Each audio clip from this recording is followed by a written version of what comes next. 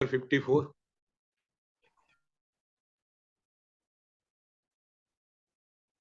विश्व के सब जीवों की कल्याण की मंगल कामना से हम प्रार्थना से चालू करते हैं।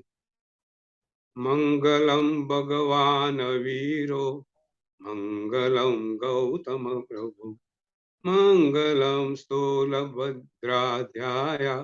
जैन धर्मस्तु मंगलम शिवमस्तु सर्वजगतः परहितनिरता भवन्तु भूतगणा दोषा प्रयान्तु नाशं सर्वत्र सुखी भवतु। विश्व के सब जीवों के कल्याण हो, मंगल हो। एक कथा जिससे प्रवचन का हम आरंभ करते हैं। एक नगर में एक भाई थे, बहुत बड़ा उसका व्यापार था, उसका कारोबार भी बहुत था, परिवार भी बहुत था। जैसे कारोबार उसके परिवार 5 पुत्र थे और भाई की अभी उम्र हो गई, उसको बहुत बीमार हुए और ये बीमारी ऐसी थी, ऐसा लगता था अभी अभी उसका मृत्यु नजदीक है। भाई पथारी में थे, ये मरणांत उपसर्ग था, मृत्यु के नजीक वो आ गए थे और परिवार वाले सब आपस में इकट्ठे हुए थे, सब भगवान की प्रार्थना कर रहे थे और ये बुजुर्ग व्यक्ति ने पत्नी को पूछा कि मेरे बच्चे कहाँ पे है, मेरे पुत्र सब कहाँ है, बड़ा कहाँ पे है। बड़ा पुत्र आया, पिताजी मैं यहाँ हूँ, हाजिर हूँ, कुछ है तो बोलो। नहीं। दूसरा कहाँ पे है, दूसरा भी आया, उसने भी पिता को हाथ बोला, पिताजी कुछ है तो बताओ, आप तो साता में है ना। ठीक है। तीसरा कहाँ है, वो भी आया। चौथा कहाँ है, वो भी आया। तो लास्ट में पूछा वो 5वां कहाँ है, वो भी आया। उसने पूछा पिताजी सब ठीक है ना। पिताजी मरणांत उत्सव चल रहा था, वो पत्थर में बैठ गए और गुस्से में आके बोल गए, सब 5 यहाँ है तो दुकान पे कौन है।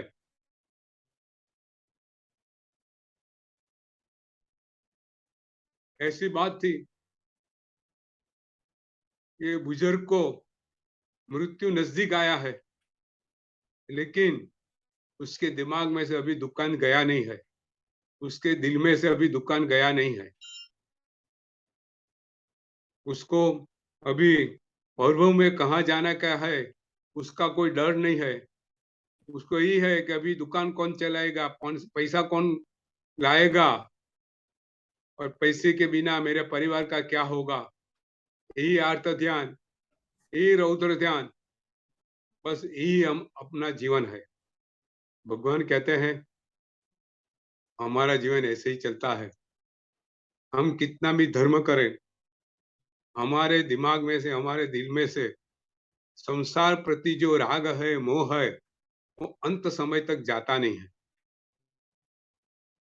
और जब तक ये जाता नहीं है तब तक हमारा सद्गति होता नहीं है।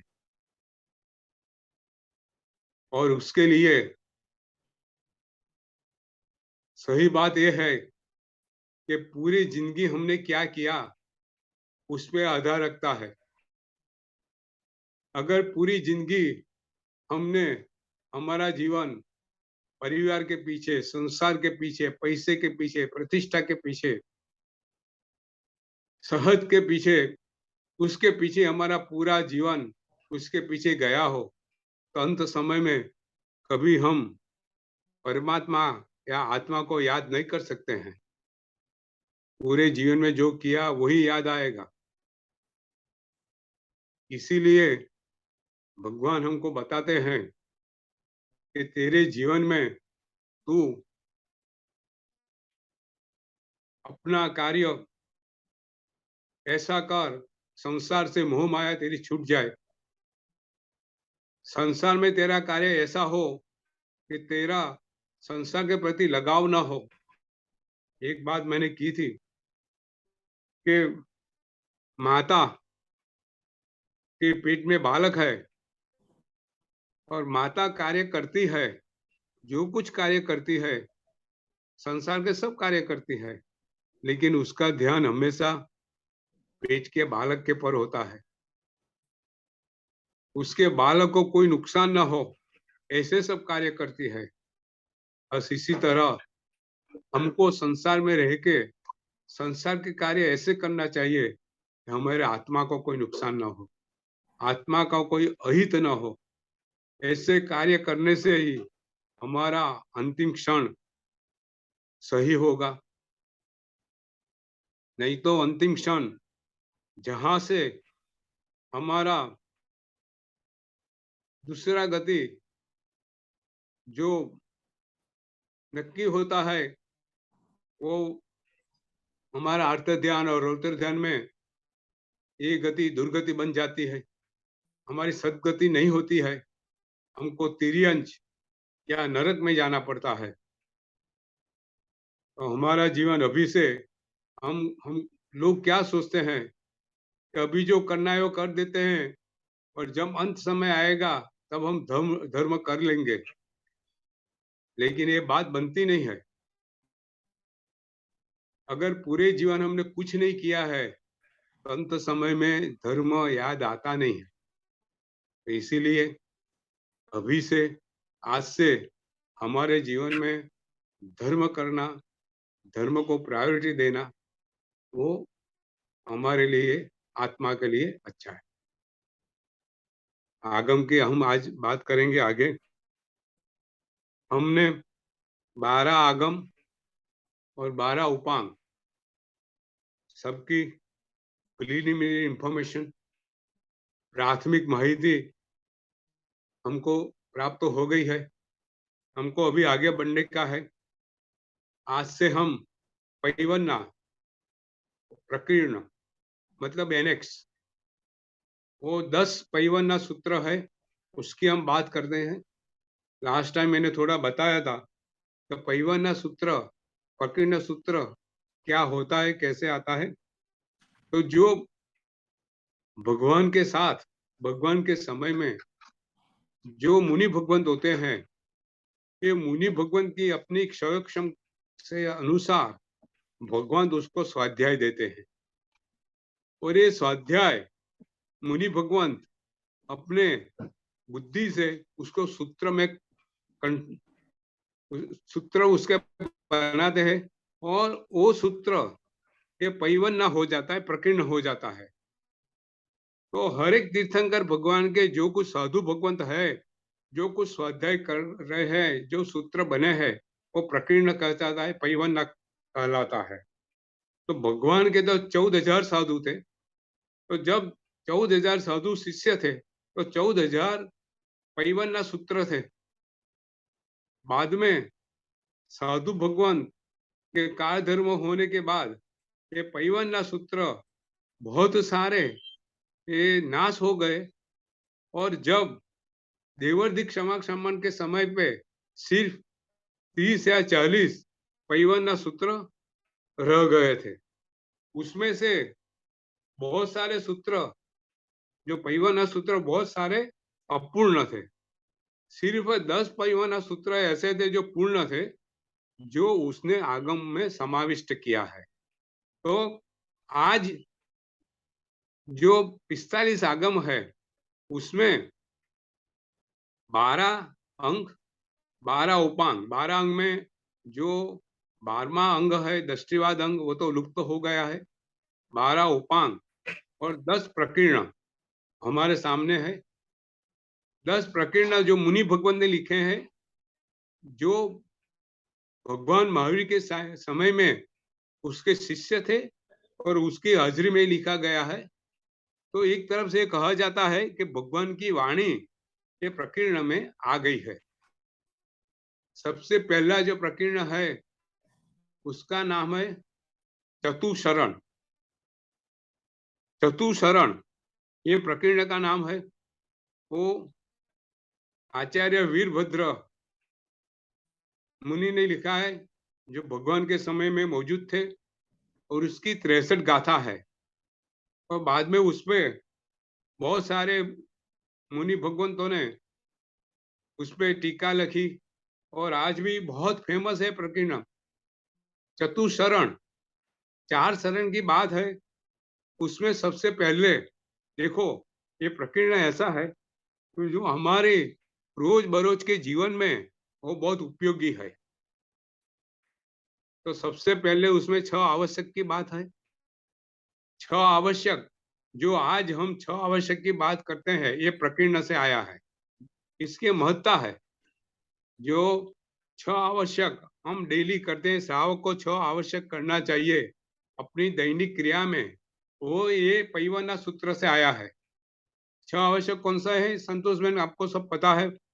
पहला आवश्यक है सामायिक। सामायिक, चौविशत्तो, वंदन, परिक्रमण, कौशक, पचका।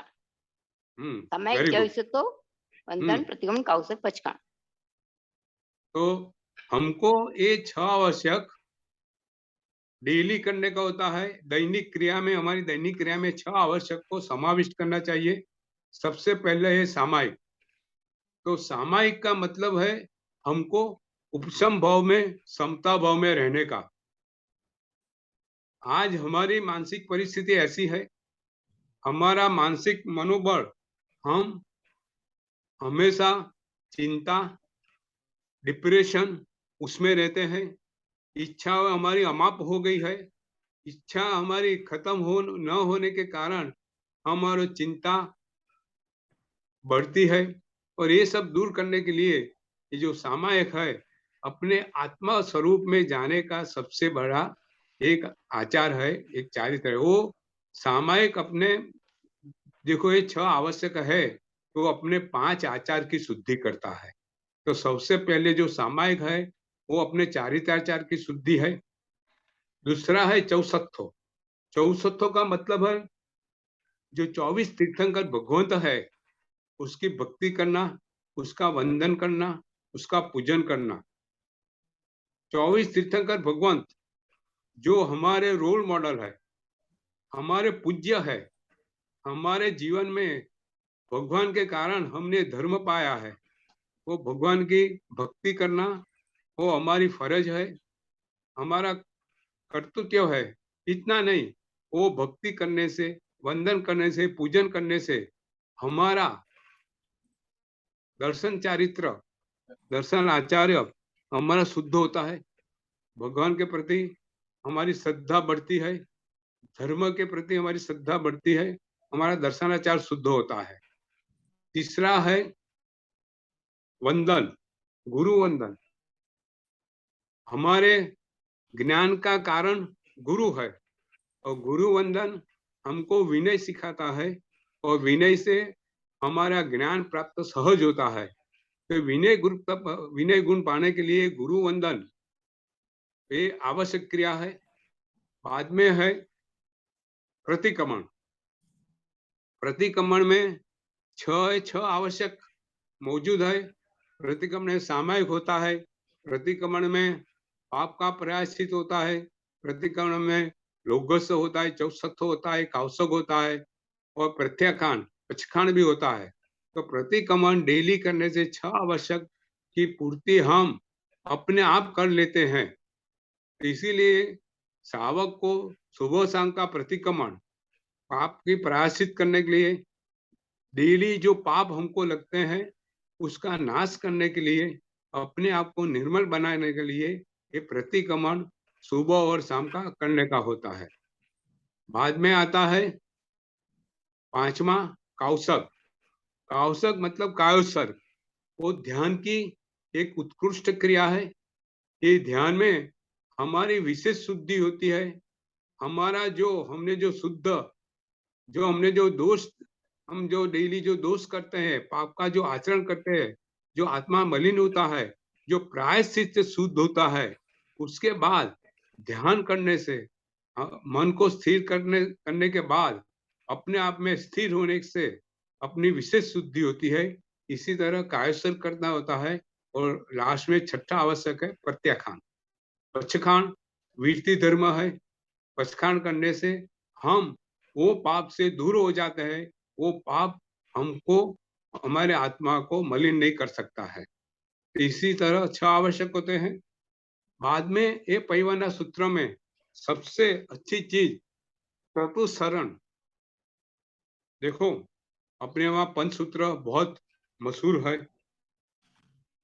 जो पंचसूत्र हमको जो प्राप्त हुआ है ना, वो पैवाना सूत्र से प्राप्त हुआ है। जो चिरंताचार्य ने लिखा है पंचसूत्र, उसमें जो पहला सूत्र है और चतुसरण है, वो पैवाना सूत्र से आया है। चतुसरण अपने अशुभ क्रिया को, अशुभ क्रिया से हमको मुक्त करके शुभ क्रिया में मन जोड़ने की अद्भुत क्रिया है, अद्भुत भावना है, अद्भुत प्रार्थना है। चतुसरण में सबसे पहले अरिहंत, सिद्ध, साधु और धर्म का शरण ग्रहण करने का। बाद में हमारे जो दोषों है, हमने जो पाप क्रिया है, वो याद करके और अपने आप के उसमें ग्रह करके और जो माफी मांग के अपने को शुद्ध करने का है। बाद में जगत के जो सर्व जीव है, जो अच्छे कार्य कर रहे हैं, शुभ क्रिया कर रहे हैं, उसकी अनुमोदना करके हमको शुद्ध क्रिया करने के लिए अपने आप को भगवान को प्रार्थना करने की है। तो इसी तरह ये चतुसरण में 4 शरण, दुष्कृत ग्रह और सुकृत अनुमोदना, ये 3 सूत्र चतुसरण में आते हैं। और पैवाना सूत्र में जो पहला पैवाना सूत्र है चतुसरण, उसमें उसकी बात की गई है। पंचसूत्र के पहला सूत्र हमको हर रोज करना चाहिए, त्रिकाल करना चाहिए। त्रिकाल करने से हमारा जो हमको जो अशुभ कर्म लगे हैं, जो पाप कर्म लगे हैं, वो हमारा पाप कर्म से हम मुक्त हो जाते हैं, हम क्लीन हो जाते हैं और बाद में हमारा आत्मा शुभ करने के लिए तैयार हो जाता है। तो इसी तरह जो पहला चतुसरण है, पैवाना सूत्र पहला चतुसरण पैवाना सूत्र है, उसमें 63 गाथा में आचार्य वीरभद्र सूरी ने ये पैवाना सूत्र बनाया है। दूसरा है आतुर प्रत्याख्यान। देखो, ये बहुत बहुत सुंदर चीज आती है अपने जीवन में, जो उपयोगी है वो प्रकीर्ण में आता है। तो दूसरा है आतुर प्रत्याख्यान।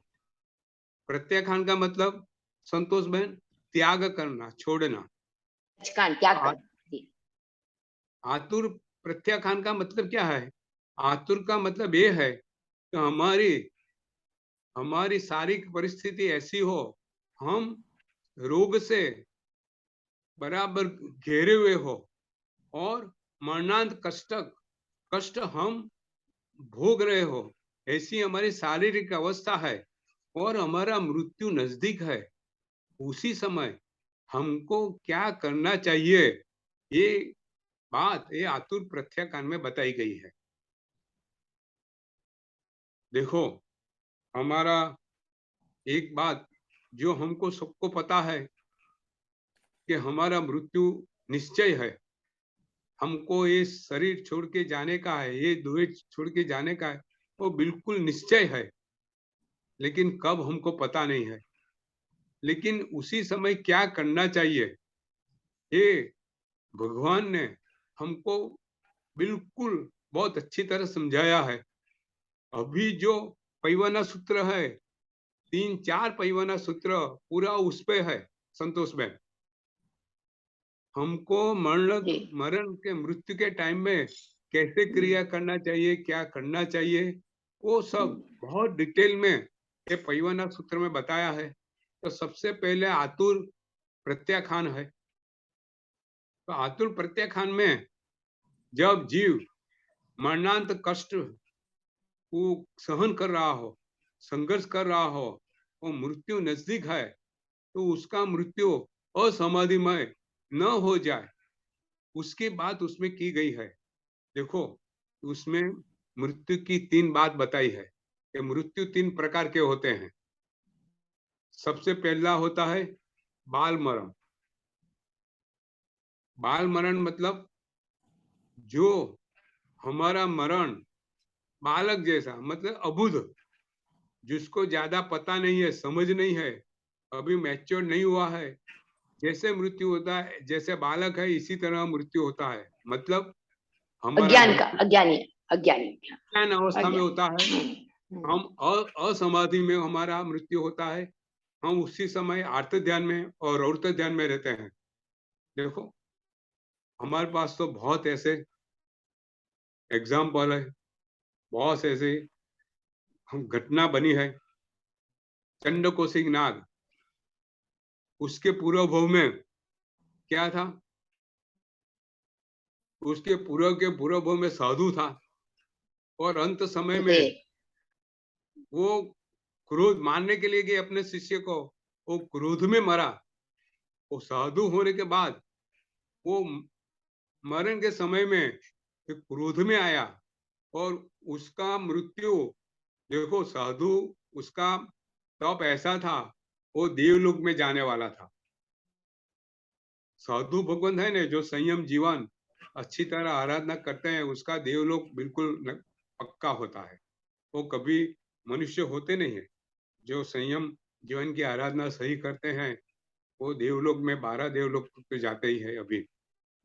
लेकिन उससे क्रोध करने के कारण वो मनुष्य हुआ, और मनुष्य में एक वाड़ी का रखेवाल हुआ। और रखेवाल होने के बाद उसका क्रोध का जो संस्कार उसको आ गया था, उसके कारण उसका ये मृत्यु भी क्रोध में हुआ। कैसे हुआ? वो बालक को कुहाड़ी से मारने के लिए गया, और उसको ठोकर लग गई, और वही कुहाड़ी उसके गले पे लग गई, और पूरे आर्त ध्यान और क्रोध में, रौद्र ध्यान में वो मर गया। क्या हुआ? चंड कौशिक नाग हो गया। तो मतलब ये है, ये बाल मरण, हम हमारा अंत समय में हम जो समाधि नहीं रखेंगे, कितना भी दुख आ जाए, देखो सब बात बताया है कि ऐसे दुख भगवान ने बताया कि गुरु भगवान उसी समय हमको समाधि में कैसे रहने का वो बताते हैं। हमको बताते हैं कि तुम इस संसार में अकेले आए हो, अकेला ही जाने का है। ये सब बात गुरु भगवान बताते हैं, और ये सब बात सुनते सुनते, और यहाँ जो दुख है उससे कई गुना दुख, अगर असमाधि में गए और नरक में गए, तो नरक में दुख आपको सहन करना पड़ेगा। तो समाधि में, ये समाधि में रहकर अभी थोड़े क्षण का दुख सहन कर ले, सदगति हो जाती है। तो ये बाल मरण में, बाल मरण न हो और समाधि में मरण हो, ये सब बात ये बाल मरण में बताई गई है। दूसरा है बाल पंडित मरण। दूसरा क्या है? देखो, हमको अभी सोच लेना चाहिए, हमारा मृत्यु आएगा तो हमारी मन की दशा कैसी होनी चाहिए।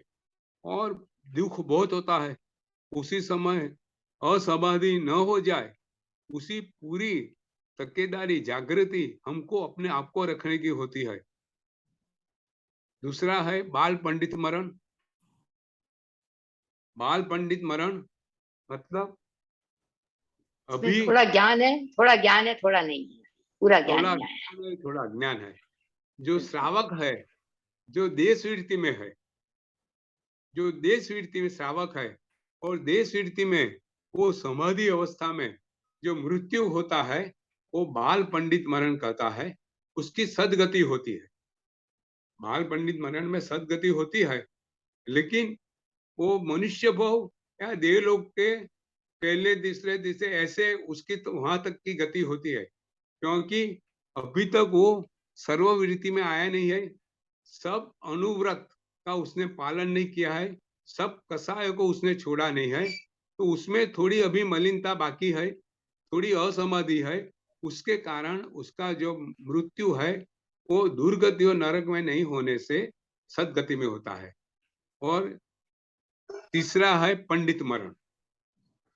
पंडित मरण मतलब जो संयमी जीवन है, जो साधु भगवत है, वो अपने आप को जागृत अवस्था में, पूरी समाधि अवस्था में, अपने शरीर को त्याग करके, अपने देह को त्याग करके दूसरी गति प्राप्त करते हैं उसको समाधि मरण बोलते हैं। उसका देवलोक हो जाता है और समाधि मरण में देवलोक में वो अनुत्तर विमान तक भी जा सकते हैं। ये समाधि मरण उसको कहते हैं। ये समाधि मरण अभी हम आगे चलते हैं, समाधि मरण कैसे होता है। और वो दूसरे जो अभी जो तीसरा पैवन्ना सूत्र है, तीसरा का नाम है महाप्रत्याखान।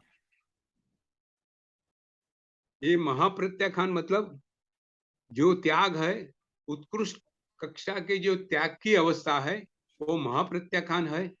और उसमें सर्ववीर्तिधर साधु भगवान अपने मृत्यु के समय कैसे करता है उसकी बात उसमें है। देखो ये सब बात पैवन्ना सूत्र से भगवान हमको सिखाते हैं, समझाते हैं। क्योंकि हमारे जीवन में सबसे बड़ी घटना ये मृत्यु है। मृत्यु के बाबत में जितना कहा जाए इतना कम है। हमने बहुत सारी घटनाएं सुनी है। युधिष्ठिर का बात हमने बहुत लंबे बताया है कि मृत्यु वो चीज है, जीव को पता है कि मृत्यु आने का है, लेकिन जीव कभी भी वो महसूस नहीं करता है कि मेरा मृत्यु होने वाला है। उसको हमेशा यही लगता है कि वो अमर है, ऐसे ही उसका जीवन जाएगा। और वो मृत्यु आने की उसमें वो समझ नहीं आती है। और जब मृत्यु आता है तो वो विह्वल हो जाता है। वो संसार छोड़ने की उसकी इच्छा नहीं होती है। हमने जो आज वो सेठ का एग्जाम्पल दिया था, उसका मृत्यु नजदीक है, लेकिन उसका मन अभी भी संसार में है। उसको संसार, वो दुकान, वो परिवार, वही उसके दिमाग में है, क्योंकि पूरा जीवन उसके पीछे गया है। तो अभी महाप्रत्याखान में साधु भगवंत किसी तरह संलेख न करके आराधना किसी तरह करते हैं और किसी तरह समाधि प्राप्त करते हैं। पूरी बात उसमें कह गई है। तो उन समय की आराधना क्या होती है उसकी बात उसमें है कि सबसे पहले देखो, यहाँ जो साधु भगवंत है उसको पता है मेरा मृत्यु अब करीब है।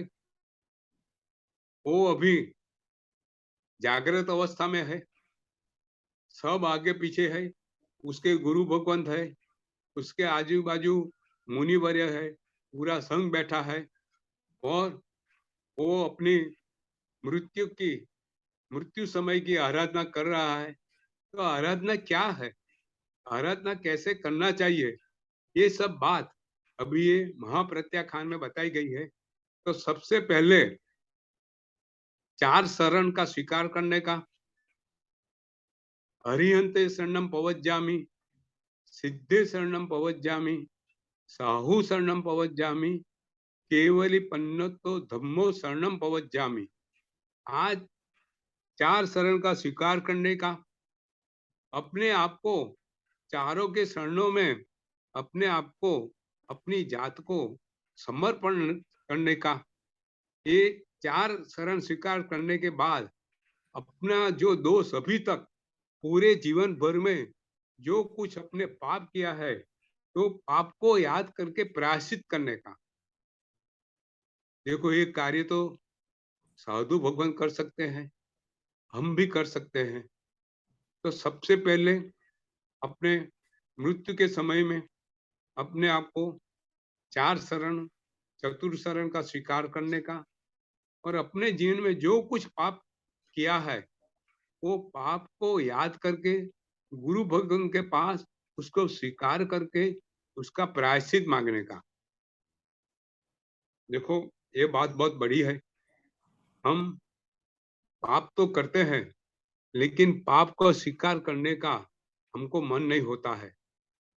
और जब पाप का स्वीकार नहीं करते हैं तो अपना अनंता भाव बढ़ जाता है।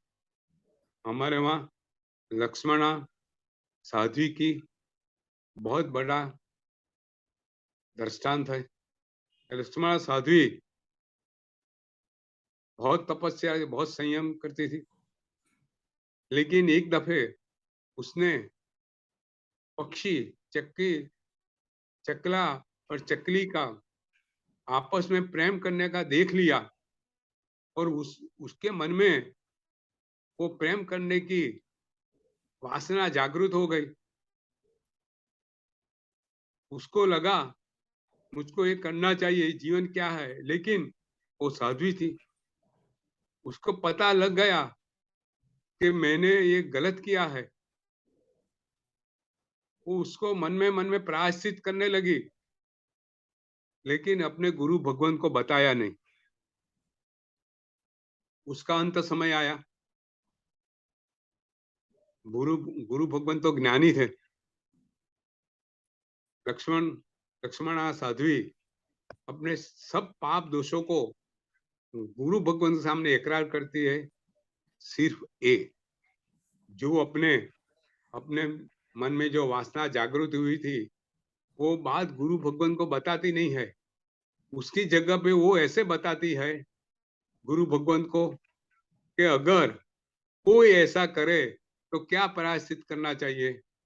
ऐसा करके अपने आप को जो प्रायश्चित, जो पाप किया है वो गुरु भगवान का प्रायश्चित करती नहीं है, और उसके कारण उसके अनंत भव की भ्रमणा चालू हो जाती है। तो पाप का प्रायश्चित अंत समय गुरु भगवान के पास करना बहुत ही आवश्यक है।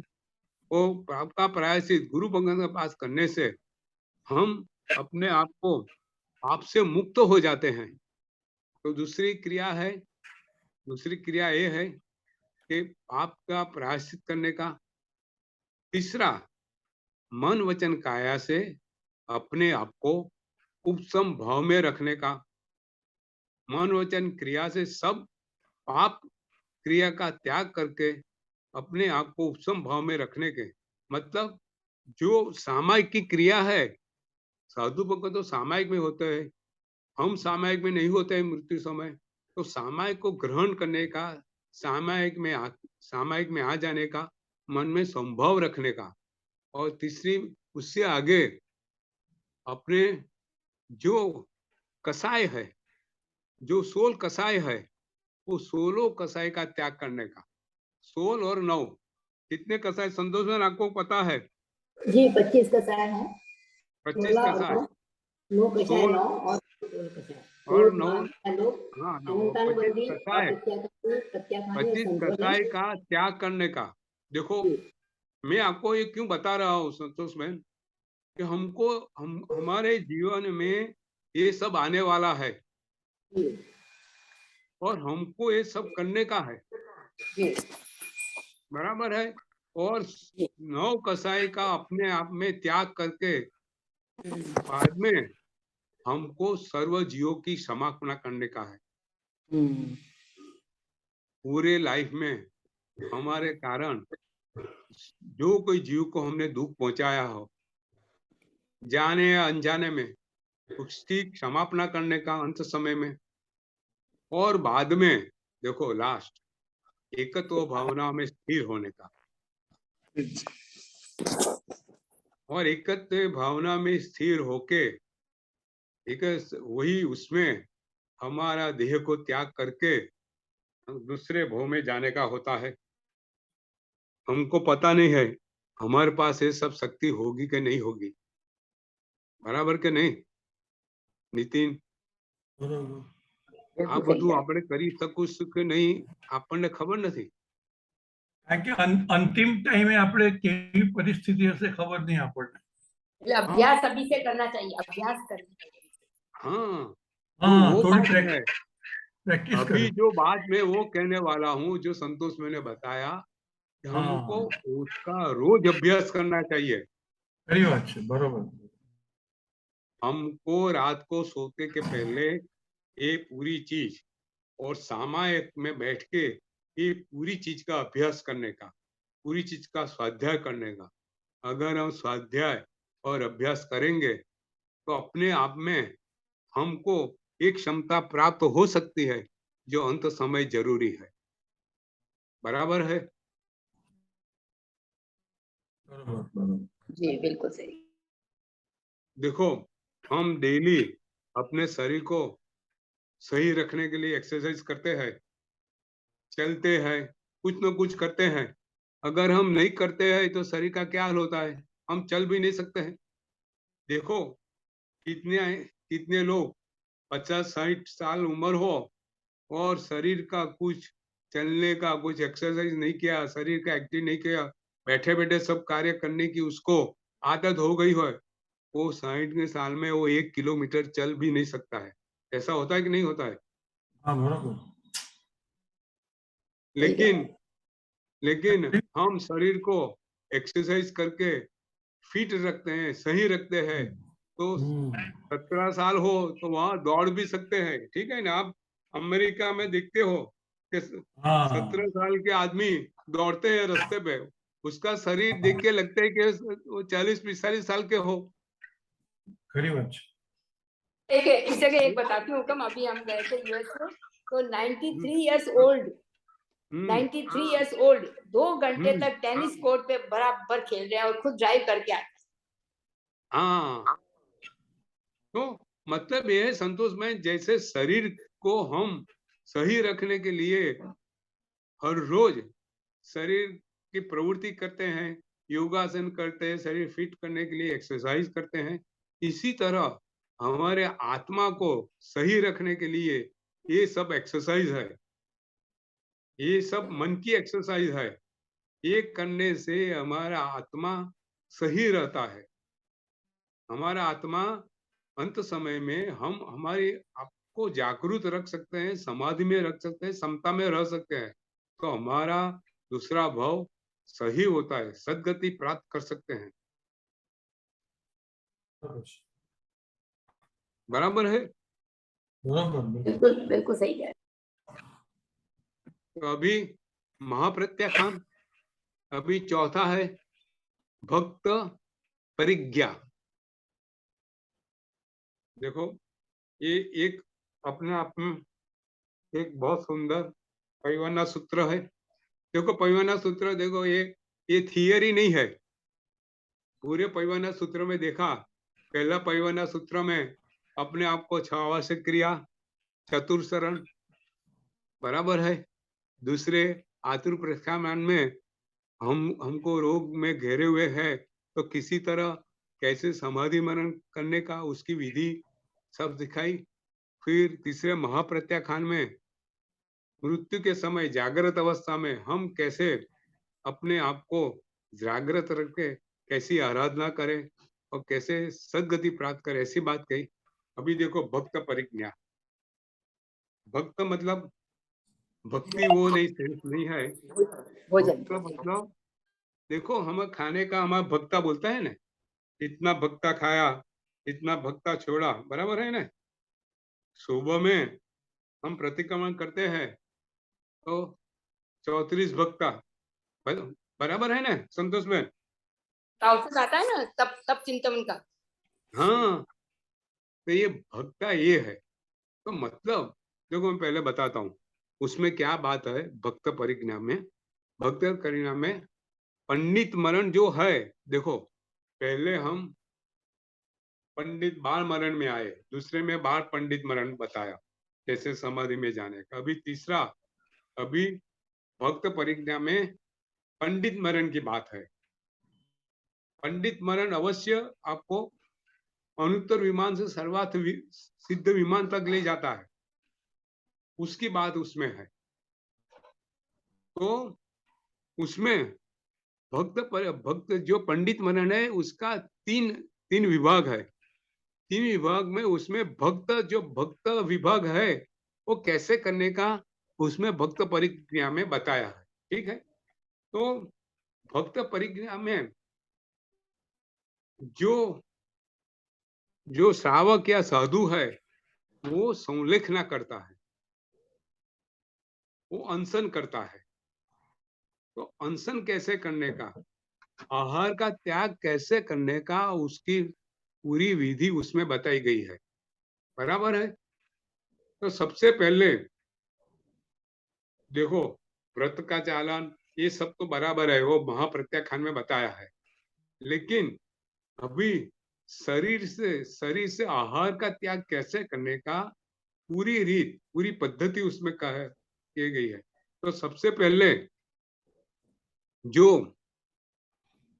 भगवंत, मुनि भगवंत या श्रावक संलेखना करता है, अनशन करता है, तो अपने आप को, शरीर को, पहले शरीर को शुद्ध करने का होता है। पहले शरीर को शुद्धि करते हैं। शरीर की शुद्धि कैसे करते हैं? शरीर की शुद्धि अपने आप से विरेचन लेके कितने दिन तक शरीर का जो कचरा है वो बाहर निकालते हैं, पूरे शरीर को शुद्ध करते हैं। शरीर को शुद्ध करने के बाद अपनी जो वायु, पित्त और कफ जो प्रकृति है, जो असमान है, उसको समान करते हैं। देखो, पूरा जैसा आयुर्वेदिक विज्ञान उसमें दिया गया है। तो कैसे करते हैं? तो अभी ये जो श्रावक है, जो संलेखना करता है, साधु भगवान जो संलेखना करता है, अपने शरीर की आंतरिक शुद्धि करने के बाद अपना पित्त, वायु, कफ है, जो प्रकृति है, उसको प्रकृति को समान करते हैं। उसके लिए वो आहार में सिर्फ दूध लेते हैं। दूध में तज, लविंग, नाग केसर, तमाल पत्र और साकर डाल के दूध ग्रहण करते हैं। बराबर है संतोष बहन? ये सब परिवहन सूत्र में बताया गया है। जी जी। तो संलेखना करने के लिए पहले शरीर का शुद्ध करने का, आंतरिक शुद्धि, बाद में अपनी 3 प्रकृतियों को समान अवस्था में लाने का, उसके लिए कितने दिनों तक सिर्फ दूध का आहार ग्रहण करने का। तब दूध का आहार करने के बाद अपनी शरीर की प्रकृति ठीक हो जाए, समान हो जाए, तब वो तीनों आहार का त्याग करते हैं। सिर्फ पानी, और पानी पहले वो मीठा पानी लेते हैं और धीरे धीरे करके सामान्य पानी लेते हैं, और बाद में सामान्य पानी से अपना मृत्यु, उसको वो ज्ञानी होते हैं, अभी लगता है कि मेरा मृत्यु बहुत करीब है, वो चारों आहार का त्याग करते हैं। और चारों आहार का त्याग करने के बाद अपने आप में, देह में से जीव को कैसे अलग करने का वो पूरी विधि ये भक्त परिक्रिया में। अपने आप को जो कुछ क्रिया है, सबसे पहले चतुर्शरण, बाद में पाप पूरे पाप को याद करके पाप का पश्चाताप, मन वचन काया का योग को स्थिर करने का, और स्थिर करने के बाद अपने आप को समाधि में जाने का, और बाद में एकत्व भावना करके अपने को देह छोड़ने का। और ये सब उसी समय आजू बाजू मुनि भगवान उसको प्रोत्साहन करने के लिए ऐसी बातें सुनाते हैं, नवकार मंत्र सुनाते हैं, उसको समाधि में मजबूत करने के लिए पूरा प्रयत्न चारों ओर से हो रहा है। और जीव यहाँ से अपने आप को समाधि में रहकर देह का त्याग करके वो देवलोक में जाता है। तो ये क्या हुआ? भक्त परिज्ञा। संतोष बहन, नितिन, कुछ प्रश्न है? अब आएगा इंगित मरण। हाँ, अभी उसमें इंगनी का बात उसमें नहीं है, वो दूसरे में आता है। उसके पहले 5वां जो है, मैं 5वां लेता हूँ, तंदुल वैचारिक, वो भी बहुत बढ़िया है। देखो, ये प्रकीर्ण है ना, they are very very interesting. बहुत कुछ माहिती, इंफॉर्मेशन अपने को प्राप्त होती है अपने जीने के लिए। तो मरण की पूरी प्रक्रिया, मुझको लगता है कि एक दफे हम मृत्यु महोत्सव करके 1-2 लेक्चर उस पे ले। तो क्या है, तो हमारे जीवन में डेली क्या करना चाहिए, बहुत बढ़िया चीज है। तो वो सब सुनना चाहिए और अपने आप को इसमें, क्योंकि देखो जो होने वाला है उसको स्वीकार करने से ही हम सही रास्ते पे जा सकते हैं,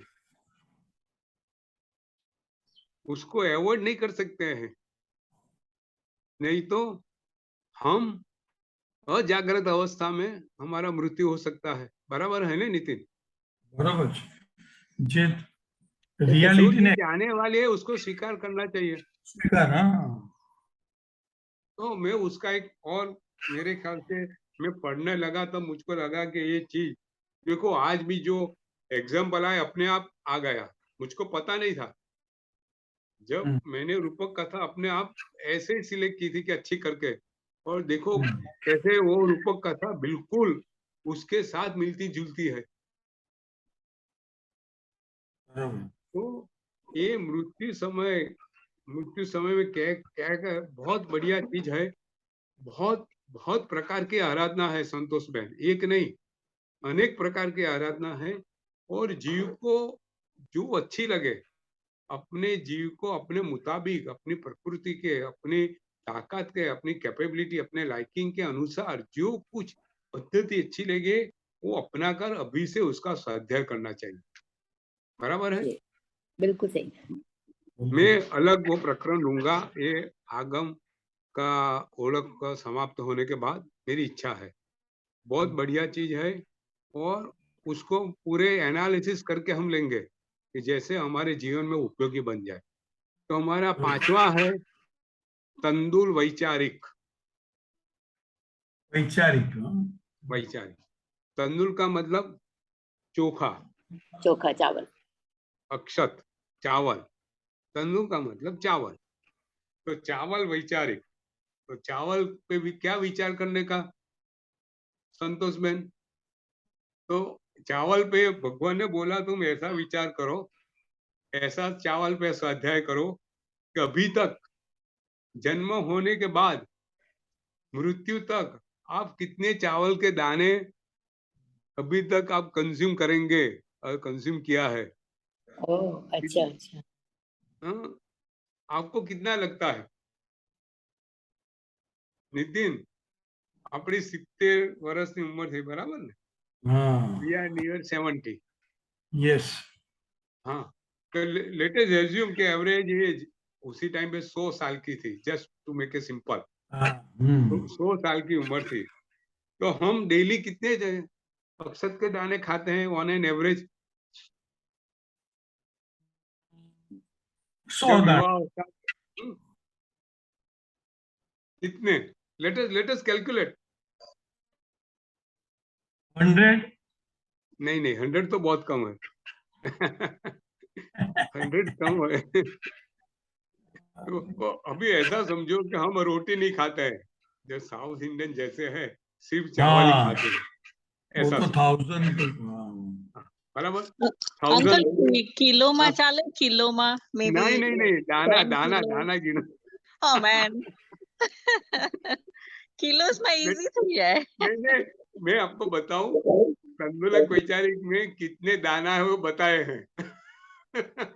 अच्छा, अच्छा. तो इसीलिए देखो उसी समय की बात है।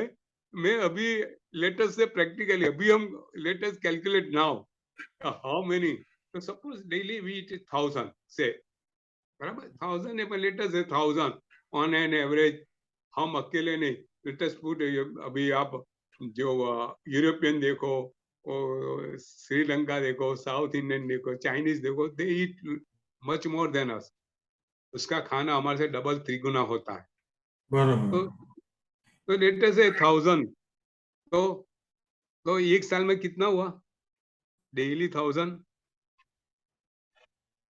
365 into 360 रखना है। 3,60,000 3 lakhs. बराबर है ना? 3,60,000. 3,60,000 अभी 100 से गुनो, 100 साल। तो दूसरा 2 मिंडा लगाने का.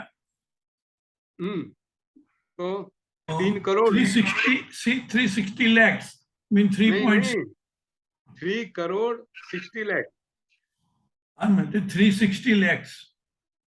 हाँ, मतलब 36 मिलियन। हाँ मतलब 3.6 करोड़.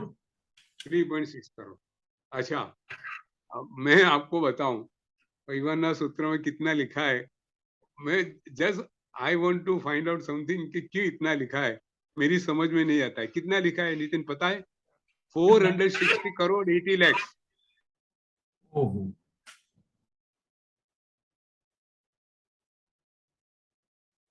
100 साल, हाँ, फॉर साल 100 में। Year. So, uncle, does it count કે આપણે જે દેરાસરમાં use થાય, हाँ, આપણે use કરીએ, does that count as well? No જે नो આપણે नो, ये खाने का, अब ये खाने खाने की बात है, सिर्फ खाने की। क्यों, मैं बताता हूँ। ये तंदुल वैचारिक सूत्र है ना, बहुत बढ़िया है, एक्सलेंट है। उसमें क्या लिखा है कि पूरे वंडरफुल है, सिंपली पूरा विज्ञान है। तो छोड़ो वो क्या बताना चाहते हैं, देखो उसके नंबर छोड़ो अभी, बराबर है, let us forget the number, but what we are doing whole life, how much we are eating, उसकी अगर suppose we put in a bags, उसकी बैग रखे तो पूरा हिमालय जैसा पर्वत हो ना, इतना चावल हम खा लेते हैं। I don't think so. रोज ना खाओ. पूरे 100 साल में एक पर्वत जैसे चावल हम खा जाते हैं। अगर चपाटी खाए तो कितनी चपाटी आप गिनिए। तो इतना हम खाने के बाद भी हमारी आहार संज्ञा खत्म नहीं होती है। अंत समय तक खाने के लिए जीते हैं। और भगवान बताते हैं एक भूमि से दूसरे भूमि जाने में सबसे पहला काम जीव क्या करता है? आहार ग्रहण करने का। ये जीव की जो 4 संज्ञा है, 16 संज्ञा में जो 4 सर्वोपरि संज्ञा है, उसमें आहार संज्ञा है। जीव आहार संज्ञा के पीछे भागता रहता है, तो इसीलिए हमारे यहाँ तप है। लेकिन तंदुल वैचारिक की जो बात है वो थोड़ी अलग है।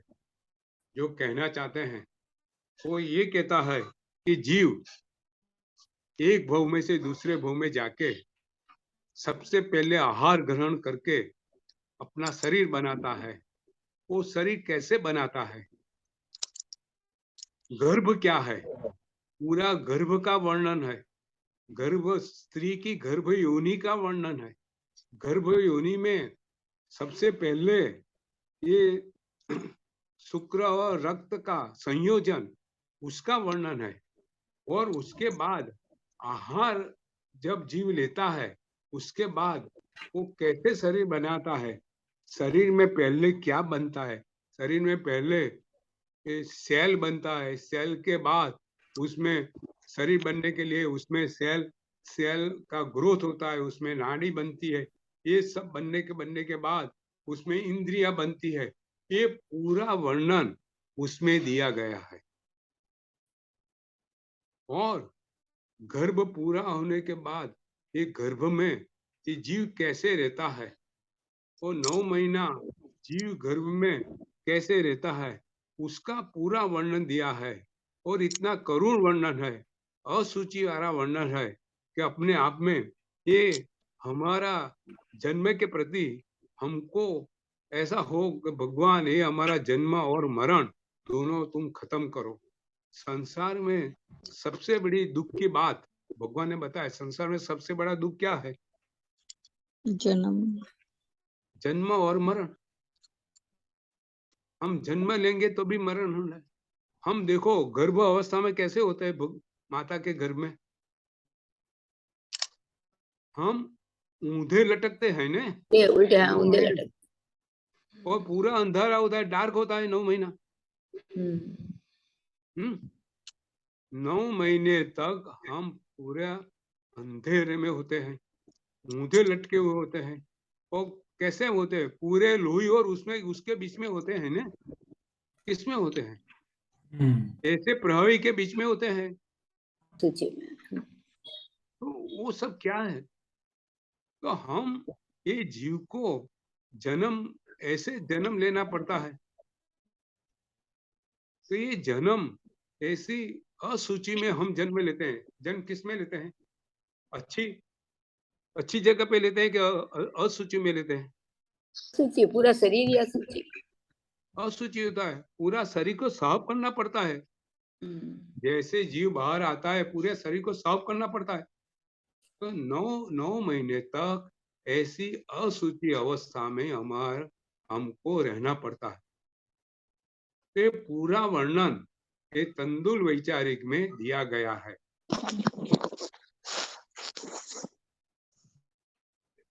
बराबर है?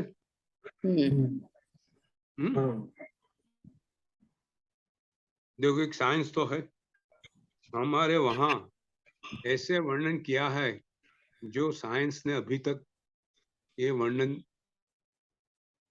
देखा नहीं, उस समझ में नहीं। वो अभी सोच रहे हैं अभी एक सेल से दूसरा सेल कैसे बनता है, पहले क्या बनता है। हमारे वहां पूरा वर्णन ये तंदुल वैचारिक में दिया गया और 100% साइंटिफिक है।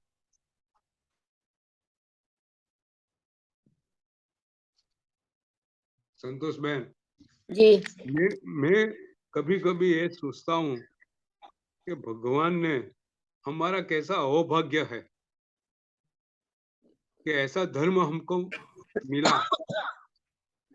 ऐसी सब बातें जानने हमको भगवान ने बताया।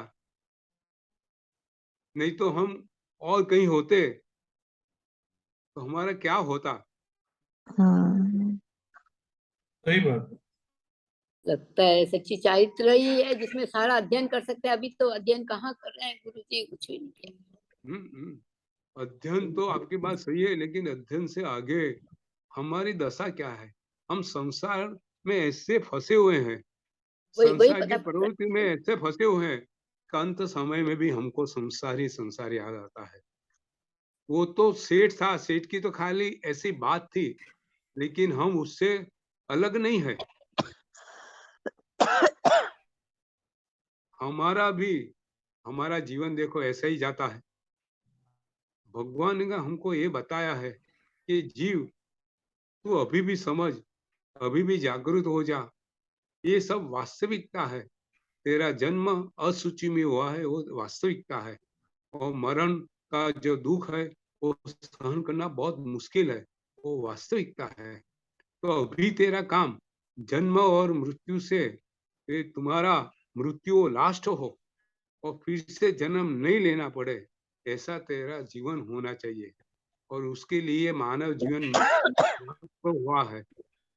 ये सब बात भगवान ने बताई है और हमको ये सब चीज ग्रहण करना चाहिए, अपने आप को उसमें आत्मसात करके उसका आचार में उसको सम्मिलित करना चाहिए। बराबर है? तो आज हम यहाँ तक लेंगे। आज 5 परिवहन सूत्र को हमने प्राथमिक चीज जानी। अगले संडे और 5 परिवहन सूत्र, उसमें आगे मरणोत्तर की अवस्था की बहुत बढ़िया चीज। और मैं आ गया जैसा हो गया। बराबर है? પ્રકીર્ણનો અર્થ શું થાય? હા, પ્રકીર્ણનો અર્થ શું થાય? પ્રકીર્ણ એટલે એનેક્સિયર. અચ્છા, એનેક્સ.